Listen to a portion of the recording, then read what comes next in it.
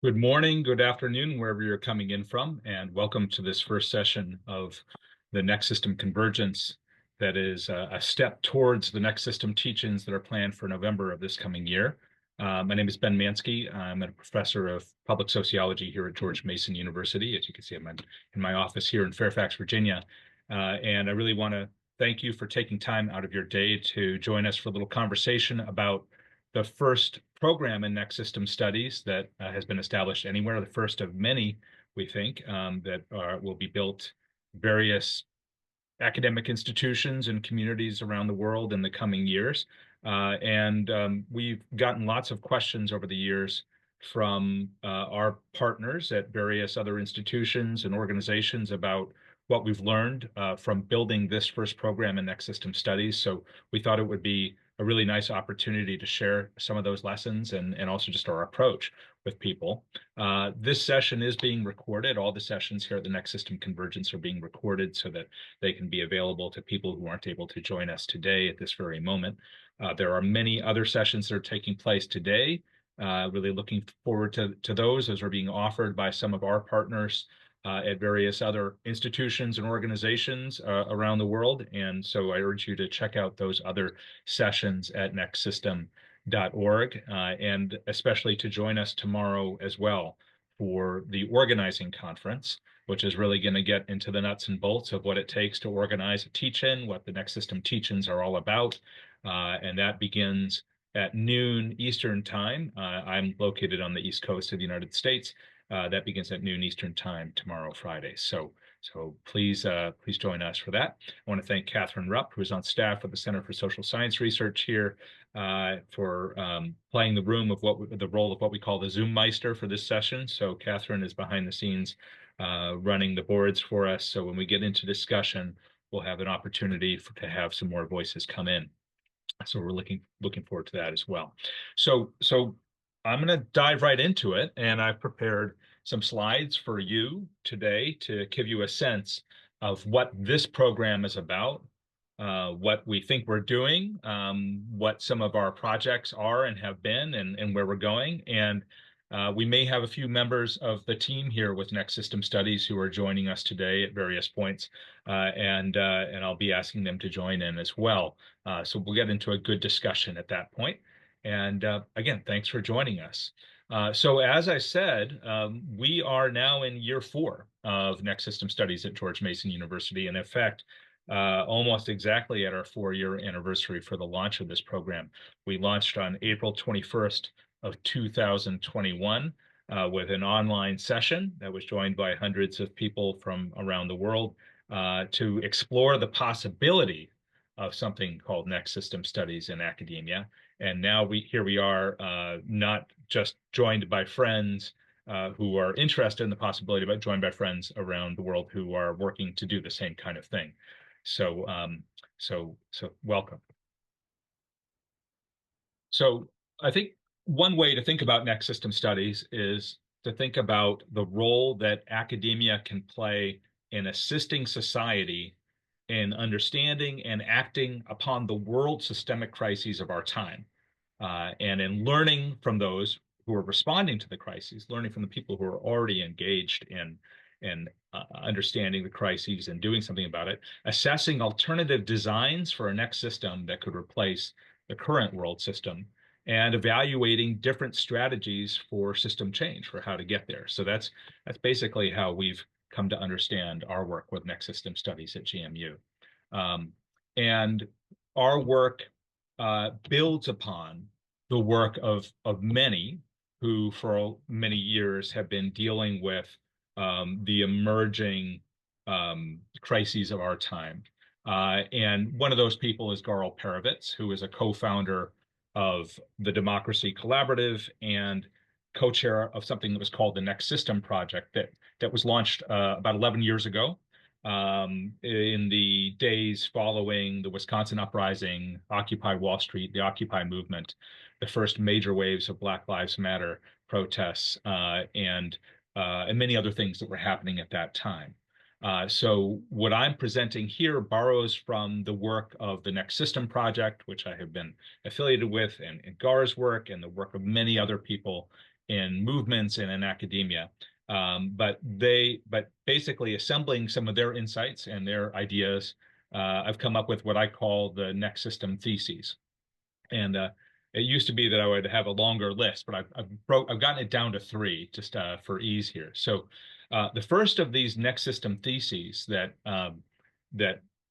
underlie this project of building next system studies is one that begins by defining systemic crises as chronic dysfunctions of a system that threaten to bring about that system's collapse. So something is a systemic crisis because unless it is resolved or addressed, the system itself will collapse. Um, and what that means is that these kinds of crises necessitate new systems, meaning that one way or another, a new system with a new set of logics will emerge. So when I say necessitate, I don't mean necessitate in the sense of, in the sense that a lot of people, pose the word necessitate or need as a kind of demand, right? A kind of, in other words, a lot of times we use the word need when we actually mean, want or and when I say necessitate, I mean that new systems will come about, right? One way or another. And in this moment, the contemporary political economic crisis of the world system has taken the form of long periods of stagnation. So this is, I'm 50 years old. It begins in 1974 with what many scholars refer to as the era of neoliberalism. So that period in the global north, but also in much of the global south, has been a period of long economic stagnation, punctuated by short and relatively shallow periods of decline. So that has been the experience until recently, maybe even until today, across much of the world. So that's the first thesis, that we're in a systemic crisis of the world system. A new system is going to emerge.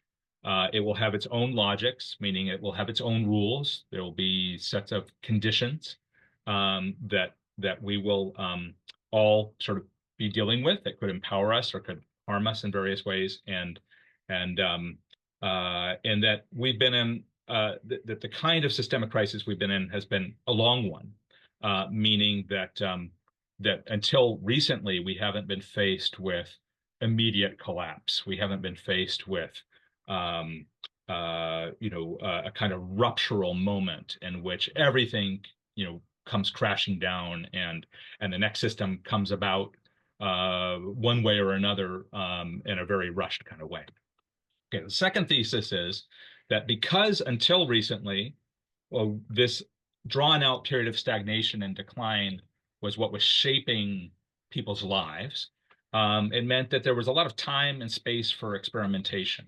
And there were a lot of people who could see that the system was in collapse and they were looking for alternatives. So there were all kinds of institutional and cultural and other kinds of elements of a potential next system that are already emerging in the world. We can see them all around us.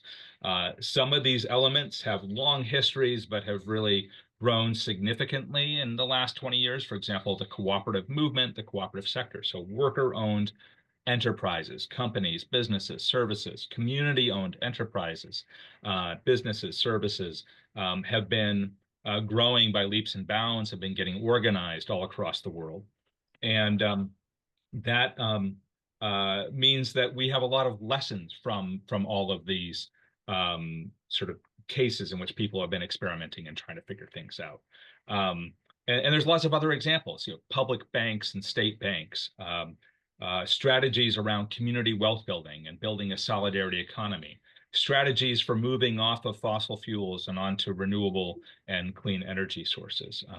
There's all kinds of elements of a next system that have been emerging, and do you mind going up? And that's been very positive. So let's see here. I can see somebody's trying to get through to me in the chat, so I should take a look at that. All good. All right, so I'm going to keep going.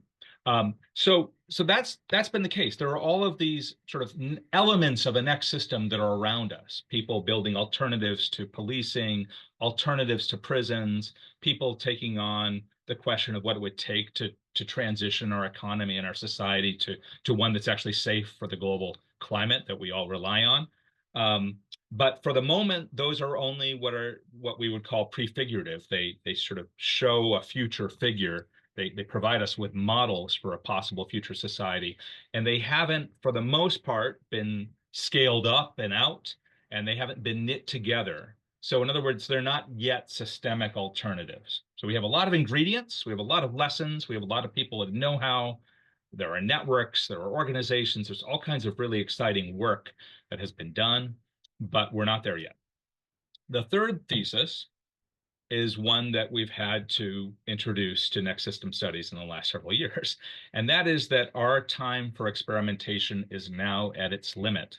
Unfortunately, we don't have another 10 or 20 years for experimentation.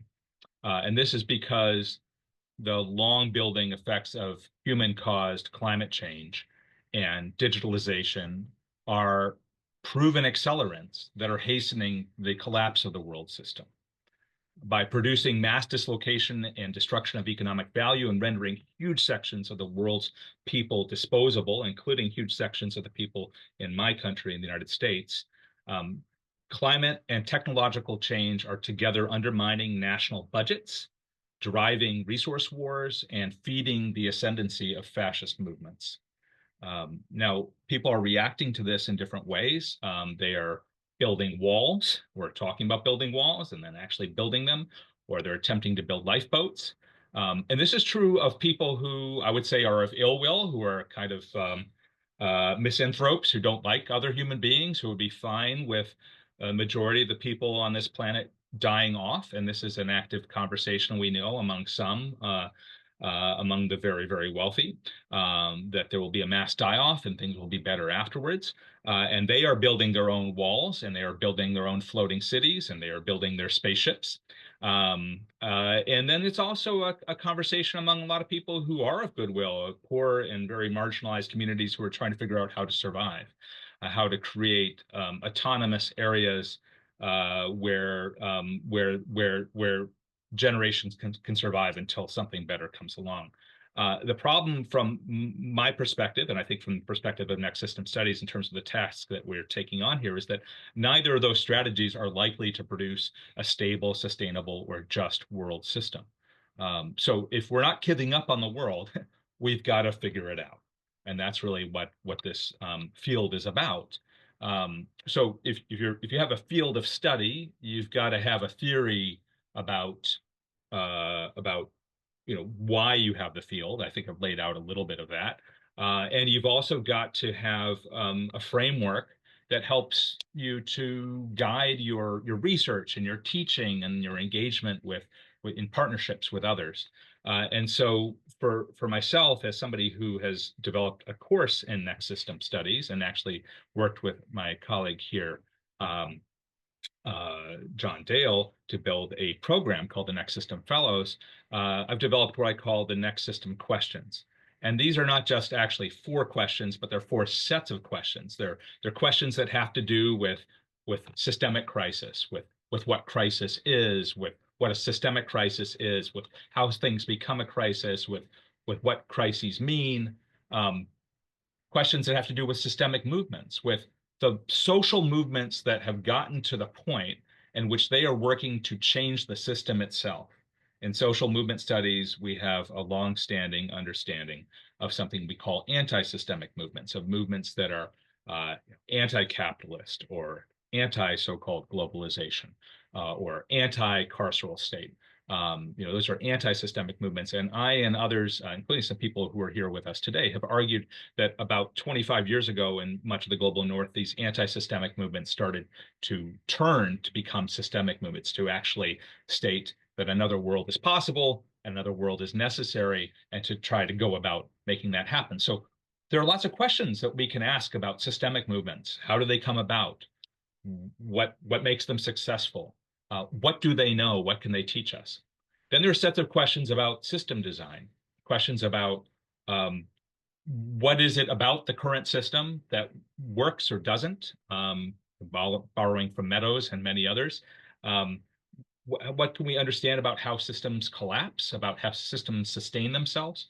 What can we understand about alternative next system designs, about designs for a different kind of world system with many other subsystems of it?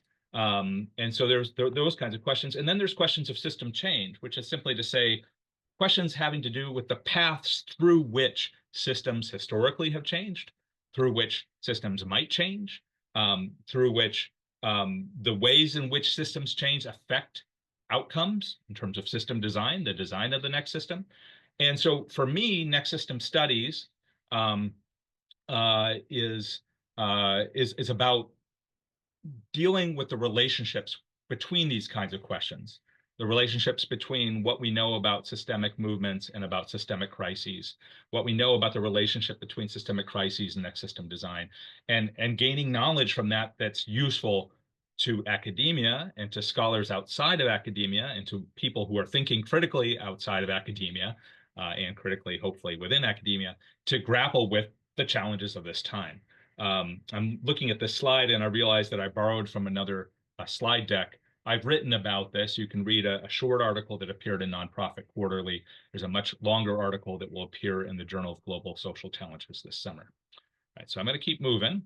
So we have been working at George Mason University, which is the largest public university in the state of Virginia, uh, based in Fairfax and Arlington and other parts of Northern Virginia, to build this model program. And so we've been working to do that. And we've been working to act as an anchor for next system studies internationally. And that is what this convergence is a part of, and that's what the next system teach-ins are a part of. And eventually, we would like to bring about the founding of a next system studies association. So we'll be talking about all of that more tomorrow.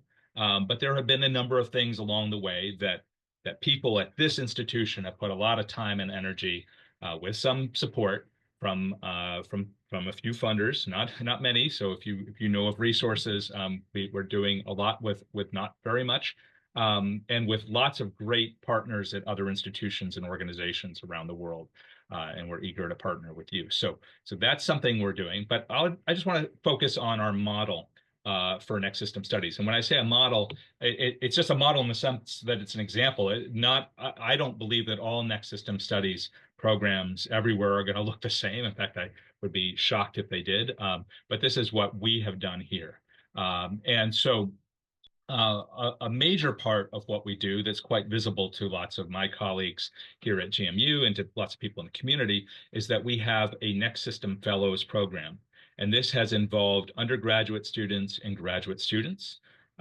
It started with just a pilot class in 2021. We launched the Next System Fellows program in 2022.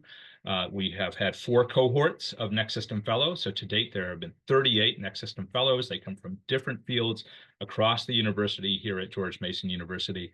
They all take a core seminar on social change in the next system, which is now a regular course that is offered at the university, Sociology 410 as of next year with cross listings, and also a 6 credit, so that's a major course, internship practicum in which they intern with a partner organization of ours or with one of our research and action projects here at GMU.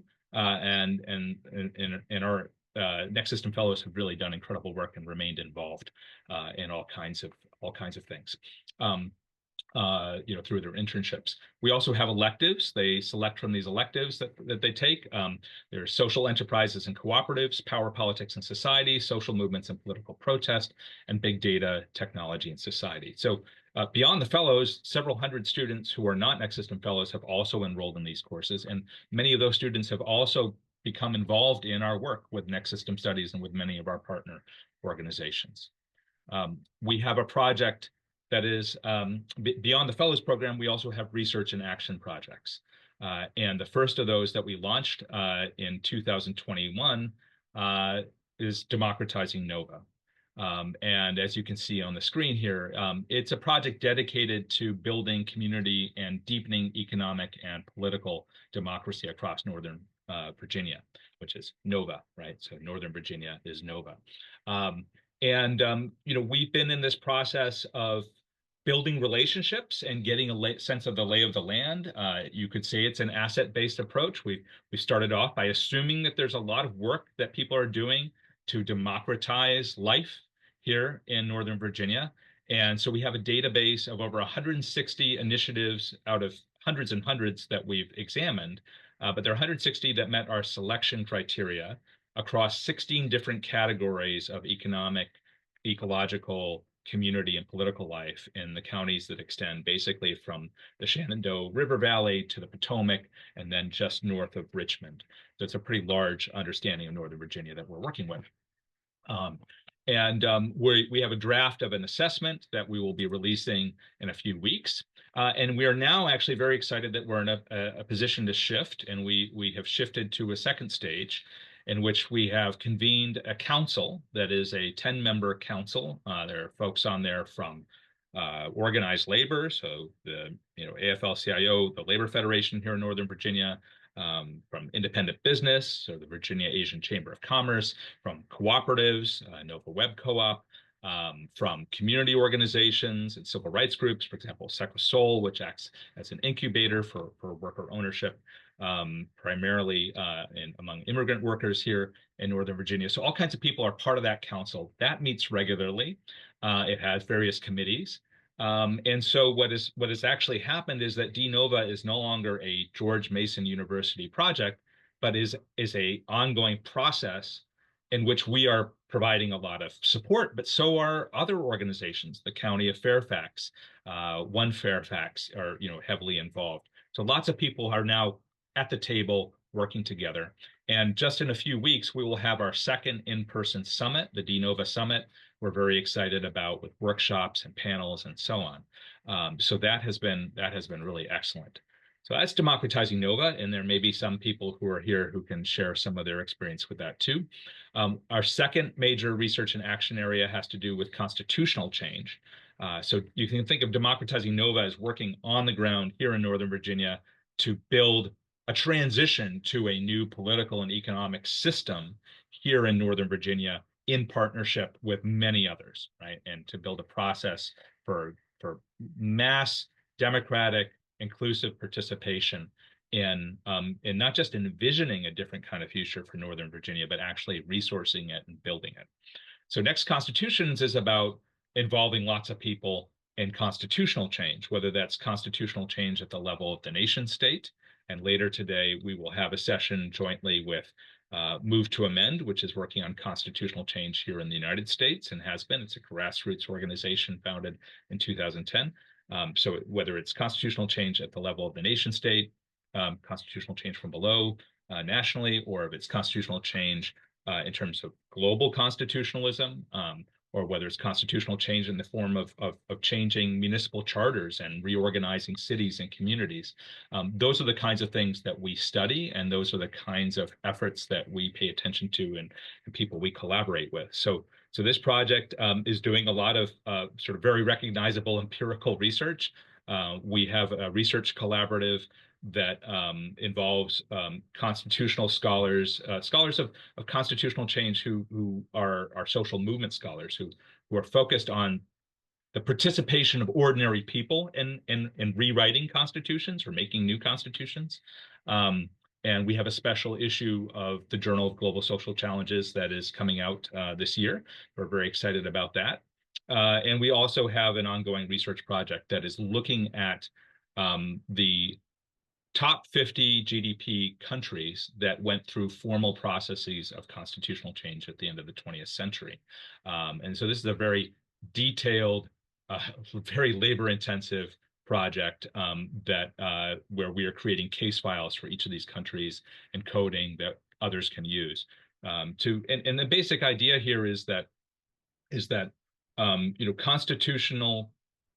constitutionalization processes are processes through which everybody can see what's going on about how society, all the questions about how society should be organized or is to be organized are put on the table, they're made visible. And when large numbers of people get involved in actually setting that agenda, then you have the possibility for a next system that is brought into being that is actually much more representative of the needs and the understandings of the people. So that's the basic idea there. Finally, we have the Digital Commonwealth Project that is working on researching all these efforts that are ongoing around the world, from Kerala to Santiago to Brazil, all across the United States, to democratize digital technology and to use digital technology um, to enable the kind of economic and political democracy that these other projects are about, right? And so, you can learn a little bit more about this because later today as well, because I know Dhruv Deepak will be joining that session on the next constitution this evening. That's part of this convergence, but he's the project manager for that, and there's a lot of sort of very practical work that the Digital Commonwealth Project is doing right now. That if you're interested, you can contact us and we'll share more on that. So that's basically the gist of what we've been up to here at George Mason University. And I want to open it up, first of all, to anybody who is from here in GMU who would like to, who would be willing to step forward and share a little bit about your experiences. I see that Gabriel Gonzalez is here, and Gabe, I don't know if you're in a position to jump in and you sort of come up through this program. You're on staff as communications and organizing officer for Next System Studies. But let's see if we can put you on the spot. So I'm going to ask to unmute. There you are. Okay. Yeah, no, so yeah, I have a unique perspective in that I've been with this program as a student from the beginning. I started as a fellow in 2021, the winter of 2021, and it provided me as a student at the time a very unique opportunity to study things and for practical work that wouldn't otherwise be available at the university. Um, And now that years later that I work here now and support a staff, I have seen how much Next System Studies has developed, how our plan of work over the past 4 years now is starting to develop, what our vision is. I really want to contribute to that. Yeah, yeah, thanks, Gabe, and you have been contributing a lot, and I just, I mean, I would guess ask maybe if you'd be willing to share a little bit about what it was like to be a Next System Fellow. That was sort of an entry point for you and your relationships with the other students and your internship and how was this maybe a bit different than other sort of fellows programs? Yeah, well, what immediately made the fellowship at Next Studies distinct is that we were all sort of coming from the same place politically, or at least we all kind of understood that something was wrong. The world is not functioning as it's supposed to. It's not creating the outcomes that we want. We all sort of came from that perspective, and that, again, like I said earlier, is unique for academia. Um, so that was very pleased for that. And I mean, also, we just ended up being friends, me and my cohort, of like, I think there's 7 or 8 of us. And yeah, we still see each other from time to time, still communicate over text and all that. Like, these are connections that we have formed, hopefully for the rest of our lives. I mean, that's not to mention either the professional connections that we made. It's not just studying, it's practical work. And so interning, I know some interned at Move to Amend, some interned at Code Pink, some at DNova, and we just get to meet people we wouldn't have otherwise met. Yeah. Yeah, absolutely. And we've seen that with, as I mentioned earlier, the fellows have interned. There's somebody interning with Public Citizen right now. Railroad Workers United, Poor People's Economic Human Rights Campaign, and also with our research projects here at GMU. But they also have gone on. So just to sort of bear witness to that, they've gone on to law schools, quite a few of them, and it seems like there are more on their way.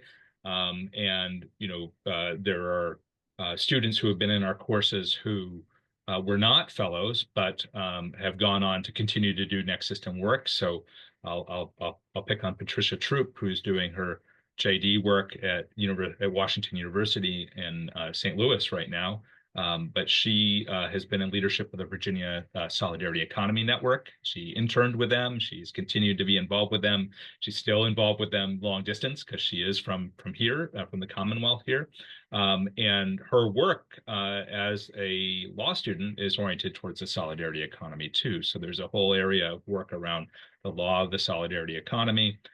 There's a lot of work in legal studies around constitutional change now and prefigurative legalities and prefigurative constitutionalism.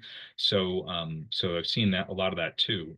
Yeah, I think you guys are going to end up playing a much more significant role altogether than I imagined. And that's been really, really pleasing. Yeah. Anything else you'd like to share? I mean, I already touched on the personal aspect. Yeah. Yeah, I just really enjoyed getting to be with people who, like I said, we all kind of had the same point of view, Yeah. and we ended up being friends because of it. Yeah.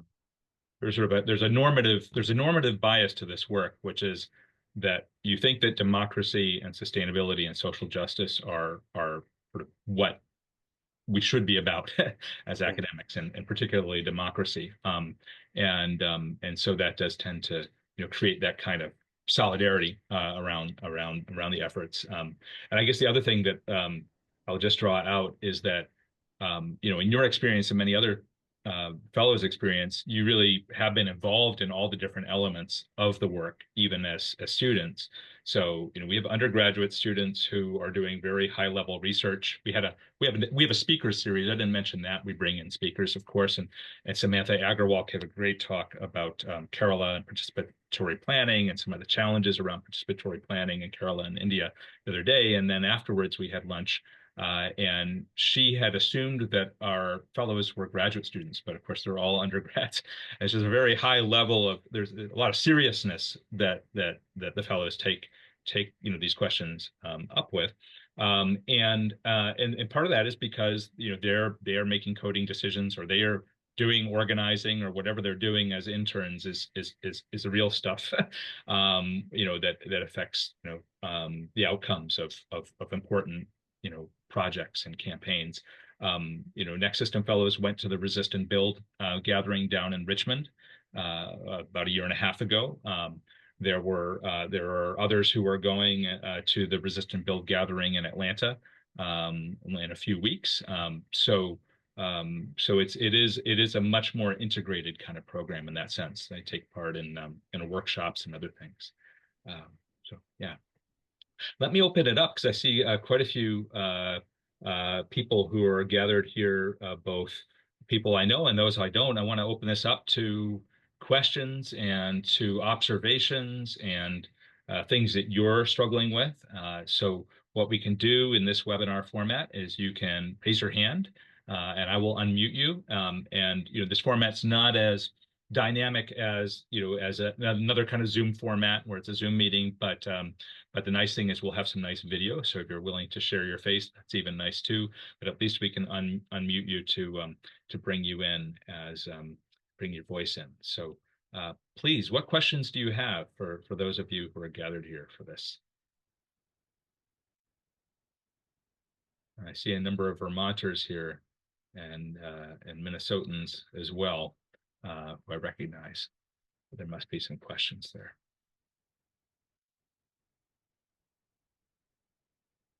I can also speak to some questions that I have been asked.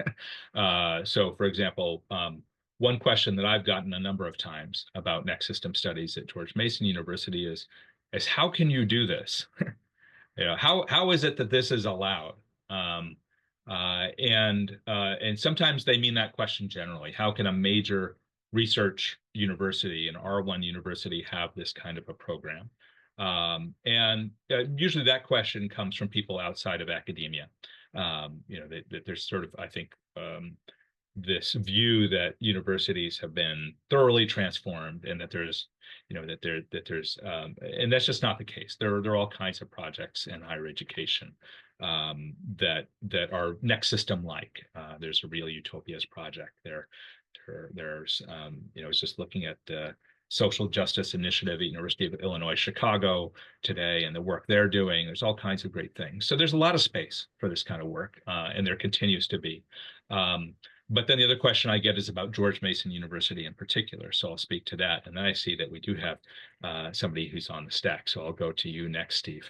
Um, and the question there has to do with the attempts to transform this public institution to serve the needs or the wants of the Koch brothers or of the Bradley Foundation or of other sort of big funders who have attempted to take this public institution and have it serve sort of a narrower set of interests. And specifically, the economics department here is known as a Center for Hayekian Economics.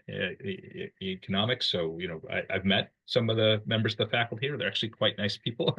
A lot of them, they're self-described anarchists. I sort of look at them with a kind of a skewed eye, but the economics program here has had that mission for a long time, and a lot of people are aware of that. Our law school was initially called the Antonin Scalia School of Law. It had an unfortunate acronym, which I won't share here, but so they changed it, but it's still the Scalia Law School. And similarly, it's a Center for the Federalist Society. So people have this image, a lot of people have this image of George Mason University based on that. But the reality is this is a large public university in an incredibly international and diverse area. It's one of the most cosmopolitan and diverse places I've ever been in my life, and I've traveled all over the world. It's an incredible area, and it represents, in a lot of ways, a lot of the people who come up out of Northern Virginia. And there's just no way that a public university coming, in this place is going to be narrow. So there's plenty of space for something like Next System Studies, and there's a lot of amazing work coming out of George Mason University. So that's just a short answer. We can get into it in a longer discussion. I want to go to Steve. Steve, what do you have for us?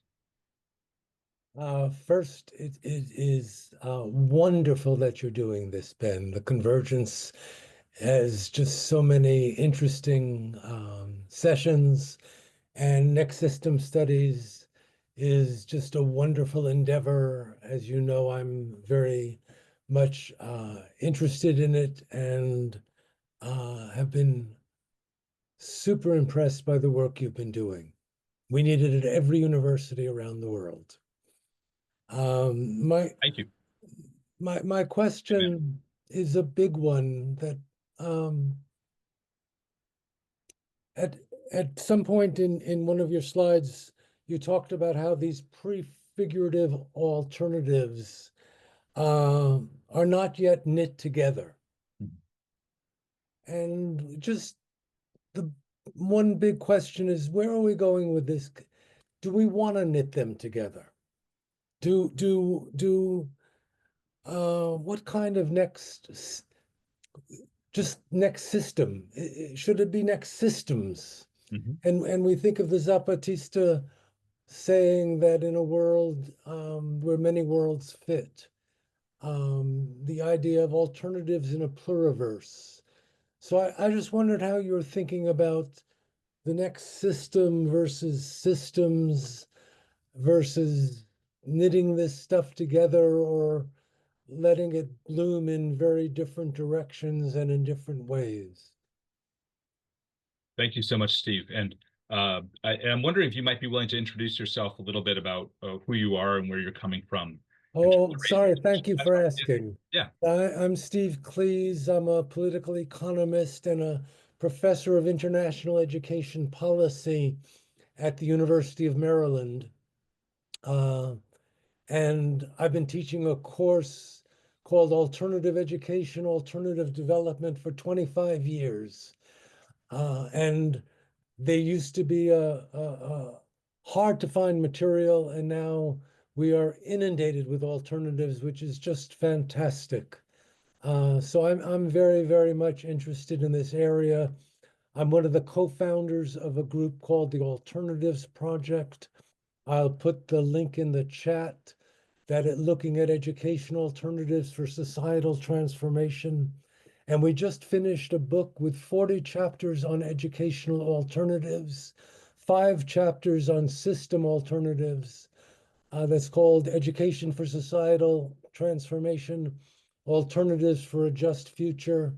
And the 5 chapters have people like David Korten and Ashish Kotari writing about broad social alternatives. And the educational alternatives are people from around the world talking about non-reformist reforms, reforms that really challenge the status quo. So thank you for asking. Yeah, no, thank you for that work, and bravo and congratulations. I'm really looking forward to seeing that book, and yeah, and thanks for all the work you've been doing over the years, Steve, and for being part of this effort. So to address what I think were the two kinds of questions that I heard you asking, one had to do with the question of next system and systems, and the other has to do with the knitting together and moving beyond, elements of a next system and actually bringing, larger scale next system projects together and taking on the question of a next world system in a serious way. So I'll start with the system or systems question. Of course, it's systems. Of course, we come at the world from many different sets of experiences, and we occupy different positions at different points in our lives, and so in that sense we don't all inhabit the same world, and of course we there will be plural systems and we want there to be plural systems. There's going to be lots of different kinds of systems that are not only emergent but that will be constructed, and and so that, I think, goes with the territory, and it goes with the territory so much that this question comes up all the time. The reason why we have stayed consistent with the next system project's singular use of system in terms of calling this next system studies, is that we do all inhabit a world system, and we're on one planet together. It's a living system. It's a living system that has lots of subsystems that are operating within it, that are and some of those subsystems are destroying the living system, and so the maintenance of the singular in the name, for me personally, is about being careful to not slide into the easy, or I'll say the easier task of only taking on parts of the puzzle, and and to avoid sliding into not talking about capitalism, and not talking about global white supremacy and racial capitalism, and so that's something that I have seen in practice, that there's lots of people who come to next system studies and at first go into talking about systems, and it becomes difficult to get them to use the singular. And sometimes some of those people, you can tell that they're not actually talking about the same thing. They're talking about, innovations here and there. They're talking about alternative approaches. And as you raised, Steve, we're in a time in which it's not enough to simply have alternatives and elements, but also we need to be talking about the world systemic crisis and to face that head on. So to me, it's inevitably both, and I think it's not even a tension, but it's a very healthy dynamic for next system studies, that we're always going to be talking both about systems and the system at the same time. In terms of the question of moving beyond, elements and cases and interesting things here and there into something that is, let's call it, more strategic, that is something that we have been taking up, because next system studies is grounded in the academy here, but there are many social movement organizations and networks and research centers outside of the university that are also part of this project, very consciously so. And we're trying to figure out, what the role of the university is and should be in terms of next system work. Next system studies is not, if it was just up to universities, we would be in big trouble. And it's not, obviously. This is just a part of a much larger project. So one thing that we have been talking about very recently is what I call the uni-muni community approach. So university, municipality, and community. And this is really, I think, where a lot of our work is just naturally headed. A lot of our core partners do their work at the community level. They do the Democracy Collaborative introduced this framework of community wealth building and particular strategies around that. The solidarity economy movement tends to be very sort of, most of the activity is at the level of communities and regions. And the municipalist movement similarly focuses on transforming municipalities and building a kind of political practice at the municipal level that is radically democratic. And so that's where, I think that's where the next step for next system studies in terms of engagement, I think really is learning from all these different cases around the world, including ours here in Northern Virginia, about how people within universities can help to move the project of, let's call it, social reconstruction forward in cooperation with people in neighborhoods and community organizations and in local municipal governments and municipal agencies as part of a strategy for building systems at the regional level that are that have real capacities to provide a different way of life for ourselves, right, in these regions, and that also can operate as a base for a new kind of social movement. I could get into a longer sort of discourse on that. I was just looking at the time about why we need a different kind of base than the ones that we've tried to rely on historically. But I'll just leave it there. Is that I think that that's one of the places that we are going, is into that kind of university, community, municipality sort of alliance, a strategic alliance. And you can see many examples from Cleveland to Glasgow to Cape Town, where people are doing that kind of work. So let's make it more explicit. Let's learn as much as we can. Let's take it as far as we can. And I'll just finish on this wrap with invoking the Wisconsin idea, which I haven't invoked yet in this talk. But you can see on the back, I've got lots of Wisconsin iconography here. The Wisconsin idea is that the boundaries of the university are the borders of the state, and it comes out of the University of Wisconsin system, and it is actually written into state statute in the state of Wisconsin. And it's something that the fact that it's written into state statute survived the attempts to really destroy a lot of public infrastructure in Wisconsin in 2011 under Governor Scott Walker. That idea, that Wisconsin idea, is such an important part of the culture in Wisconsin that the Republicans wouldn't go for it. They wouldn't go for taking that out of state statute. And what it means in practice is that the responsibility of the University of Wisconsin system, this giant public university system in Wisconsin, is to take the side of ordinary people and helping to build real democracy and to empower working people in all kinds of ways. And all kinds of things have come out of the Wisconsin idea. For example, fields like rural sociology and agricultural economics sort of predated it, but really were built up through it. Public radio came out of Wisconsin originally in the United States. And it was an expression of the Wisconsin idea about bringing news and agricultural news, but also civic news to people in rural areas who were not served otherwise. Things like Social Security, that came out of the University of Wisconsin. That was part of the Wisconsin idea. So the idea there basically is that the university is not passive. The university is not standing back. It's not an ivory tower. The university has a mandate to assist communities and government in the project of reconstructing society for the betterment of all, in partnership with all.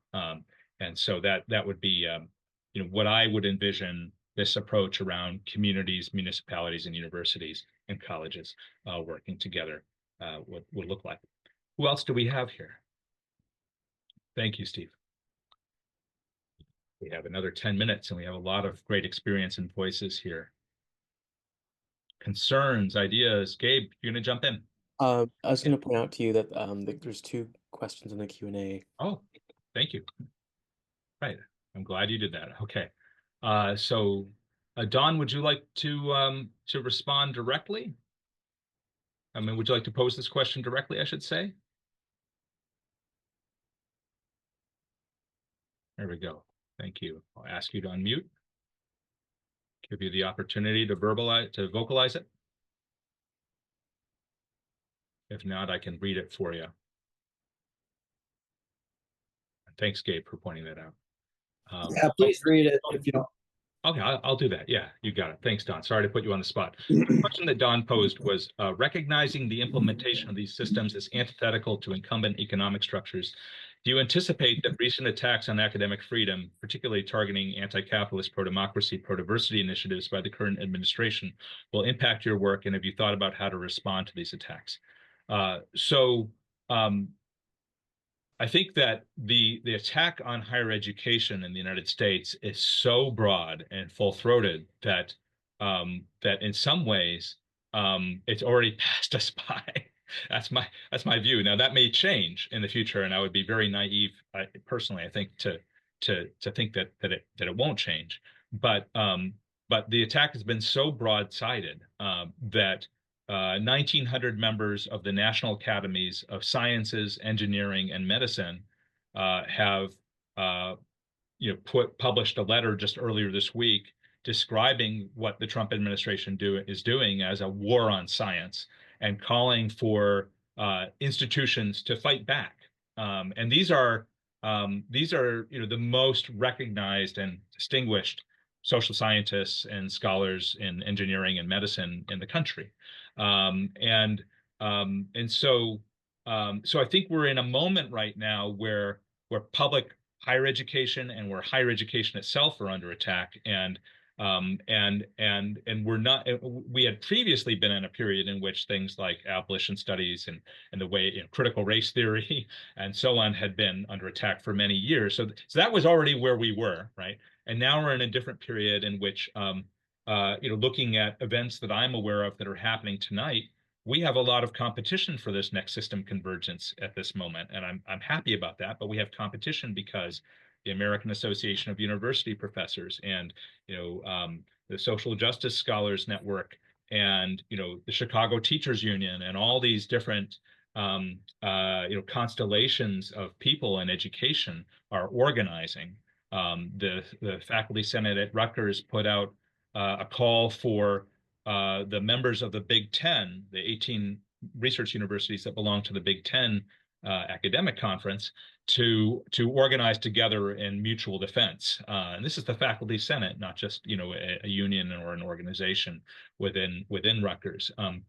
So I think that we are definitely in an existential struggle right now, but we're not. But it's not just us. We're tiny compared to all this. I do think that what that means is that for the next system teach-ins that this convergence is in the lead up towards, that the next system teach-ins couldn't come at a better time, because the question of who the university and the college are for and what our job is fully on the table right now. And everybody, physicists, people in medical sciences, everybody has to deal with that question.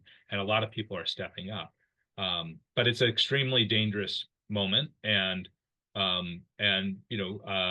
don't think there's any question that we could be in a position where we're facing massive repression. And when I say massive repression, I'm talking about paramilitary violence enabled by the federal government. And we do need, but again, that's a problem not just for next system studies. That's a problem for our entire society. So that's my short response, Don. I know we'll be talking about it tomorrow as well at the keynote panel. That's going to be what we're talking about: the higher education and the fierce urgency of now.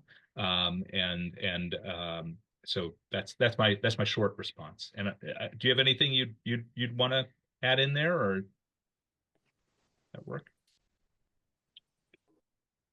Right.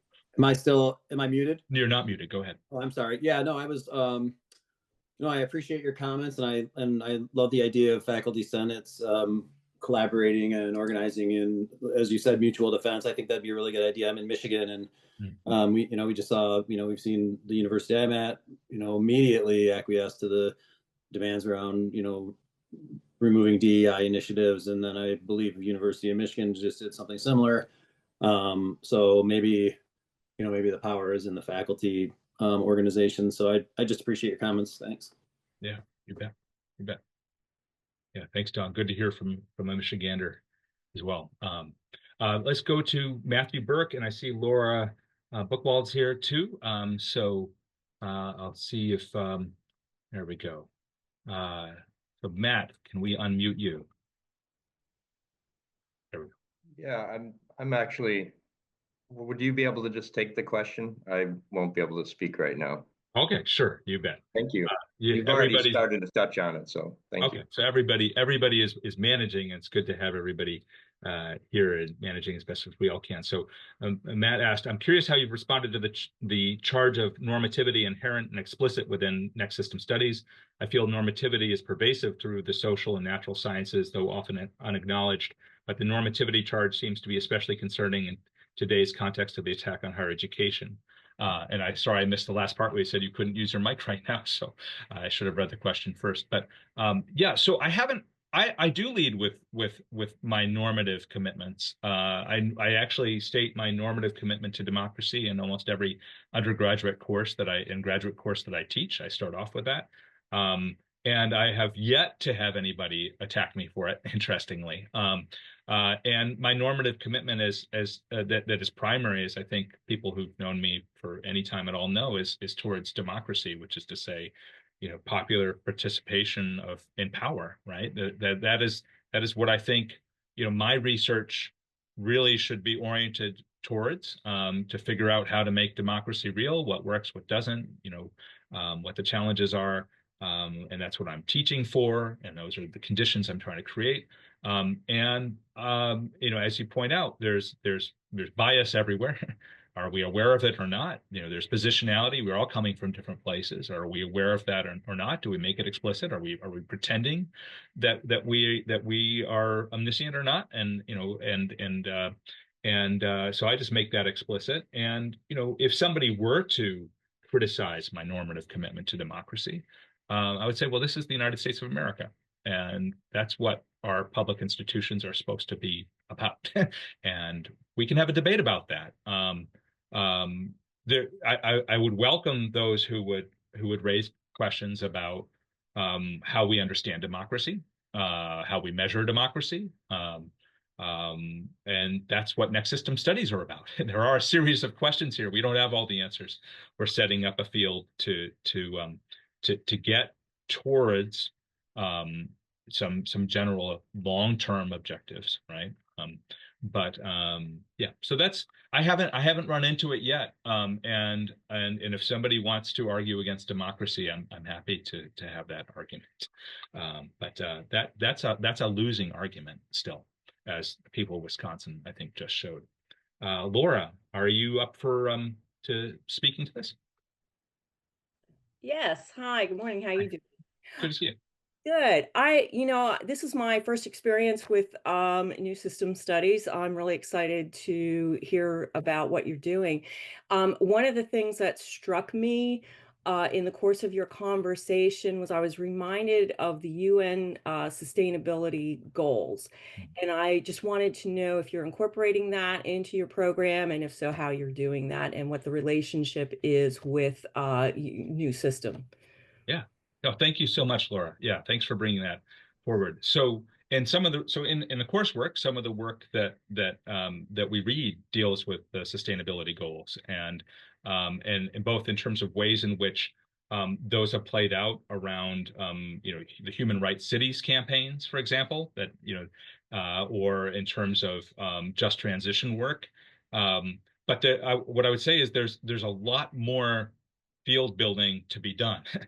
So one of the things that I've had to struggle with is the fact that a lot of the people who are most invested in next system studies from outside of academia think in very sort of strong economic terms, right? They're thinking about building a economy based on solidarity, or an economy that is democratic and that is accountable to communities. And then there are others who are more ecological, right? But for me, next system is a very broad framework. The questions that I posed earlier are fairly abstract. They're abstracted from particular sets of conditions and even particular systems, if you think about it. So for me, next system studies requires, bringing in a very conscious way people who are doing work around sustainability and around, global governance and trying to turn the sustainability goals into law. And people are working on climate transition, but also people are working on things like free movement of people and debordering, and people are working on alternatives to the prison and police states around the world, and surveillance capitalism, and people who are who are building restorative justice and reparations. So we need to bring everybody together and find as many opportunities to learn from each other as possible. So I've been able to do that with the design of my courses, and I try to do that with who I'm working with and reaching out to. But this is a huge project. It's going to take a long time for us to get where we need to go. But I would just say, for those who are new to this, please join us. You've done that here today. But there's a lot of work that's ongoing all the time. So, for example, Matt Burke, who spoke earlier, is part of a library committee that's meeting regularly, that's working in stages to build up resources, shared syllabi, a library of libraries that already exist, finding ways to bring these different fields, abolition studies, real utopias, all these different kinds of approaches, ecological economics, together, so that they can talk more effectively with one another and share what they have to offer. So I would say that we are under-resourced but always growing. We're always under-resourced and always growing, and the sustainability goals do come in, but so do lots of other things, and we need the expertise that so many people bring. And I'll just wrap with this because I know we're at time. Since I got here, I've been approached by people in computer engineering and software engineering, and by physicists who are interested in working with me or with us. And it's been a real stretch intellectually for me. I have a pretty broad, repertoire in terms of what I take on: social movements, sociology of law, environmental sociology, political sociology, historical. I do a lot of stuff. I cover a lot of terrain, but there's a lot more work to be done, and we need a lot of people in the mix. And so think about the teach-ins like that. The next system teach-ins are a way for us to build those kinds of relationships, to build lists, but also to build networks and relationships and to learn from each other. And that's what's going to make next system studies popular, and not popular, but make it possible in a real way. So I'll end with that. Looking forward to the rest of the sessions today. Thanks everybody for joining us. Actually, many more people came out than I expected to, so thanks for taking the time. And we'll see you in other sessions over the next day or two.